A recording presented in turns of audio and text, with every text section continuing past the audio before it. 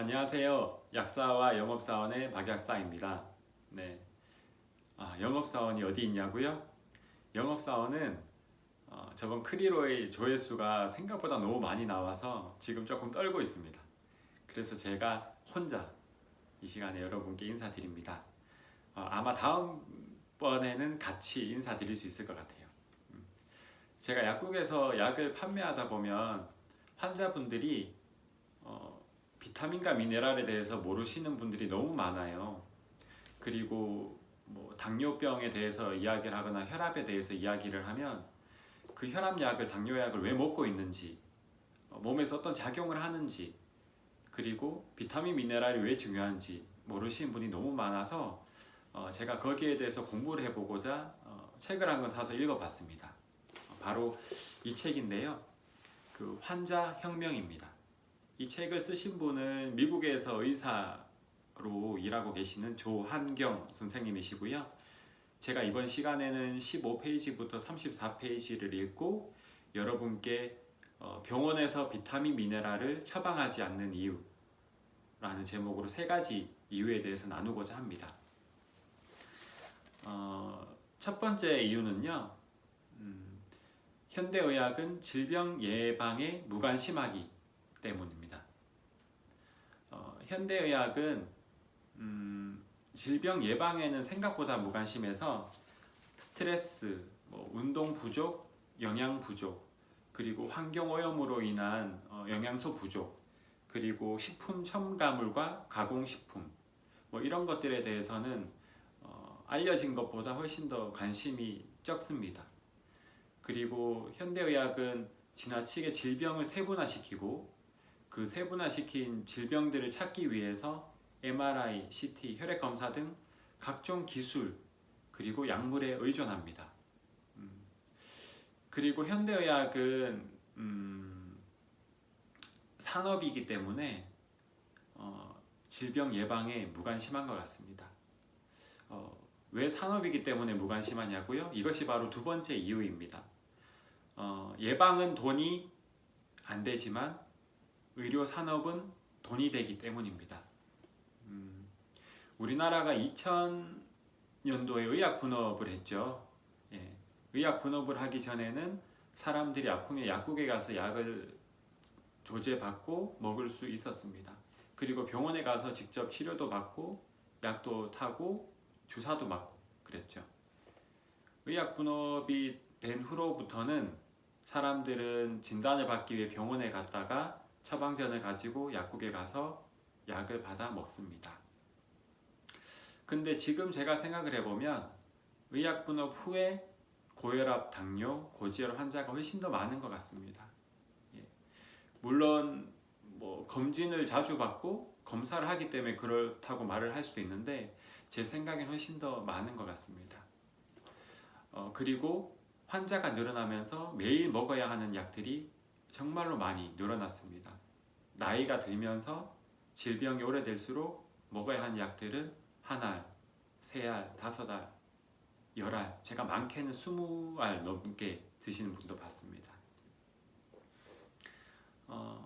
예방에 초점을 두면 운동해라, 유기농 음식을 먹어라, 비타민 미네랄을 먹어라 이렇게 말씀해 드릴 수밖에 없는데 이것은 제약회사와 병원, 의학대학교에 큰 돈이 되지 않습니다.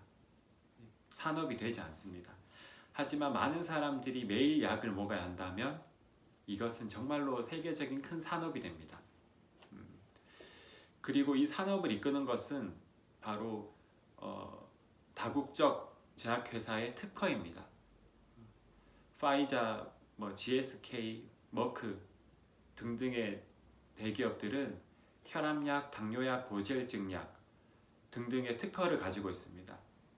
특허를 갖고 있기 때문에 5년 또는 10년 동안 오직 그 회사만 그 약을 팔 수 있습니다. 우리나라 의약분업 이후에 혈압약, 당뇨약, 고지혈증 약들은 대부분 이렇게 특허를 가지고 있었던 그 대기업들의 약들을 먹을 수밖에 없었습니다. 그래서 우리나라 수백만 명의 사람들이 그 기업의 약을 먹고 그 기업의 돈을 지불한 셈이 되는 거죠. 정말로 큰 산업입니다. 그리고 세 번째 이유는 바로 교육과 매스컴 장악입니다. 제약회사에서는 자신들의 약을 팔기 위한 질병별 기준이 있습니다. 혈압이 몇이 되거나 당뇨 수치가 어떻게 되면 이 약을 쓰고 저 약을 쓰고 이 기준이 있습니다. 이 기준대로 약을 처방해줄 의사가 필요합니다. 그래서 의학대학교에서는 이런 약들에 대해서 배웁니다.